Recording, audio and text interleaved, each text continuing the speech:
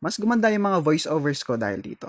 Ito ang Fifine AM6 condenser mic. Meron itong noise cancellation, 2-channel chat and game knob, 3.5mm headphone jack, and you can control the mic gain here and headphone volume here. At may mute-unmute touch button din dito sa taas. Kung mahilig ka sa RGB lights, magugustuhan mo to, tingnan mo. May 14 light option siya from 1 color to 2-tone color gradient na kagaya nito. At itetest din natin itong noise cancellation feature nito. So, meron electric fan sa likod at meron din tayong turbo fan dito. So, bubuksan ko yung turbo fan.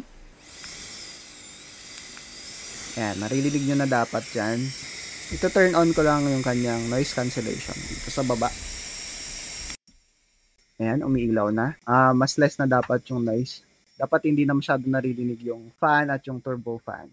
Ang tagal ko nang iniisip kung kailangan ko ba talaga ng condenser mic. Hindi lang sa pang-gaming o streaming kundi magagamit ko din sa pang-content. Sabi nga ni Paring G, mas madetalye daw ang condenser mic kumpara dun sa mga dynamic mics. Kaya buti na lang may mga affordable condenser mics na ngayon kagaya nitong Fifine AM6. Ito na ang gagamitin ko sa mga voiceovers ko. And so far, mas nagustuhan ko yung output ng boses ko dito kumpara sa mga unang mics na nagamit ko na. Ang masasabi ko lang, iba talaga yung quality ng condenser mic. Kailangan mong subukan para ma-appreciate mo talaga siya.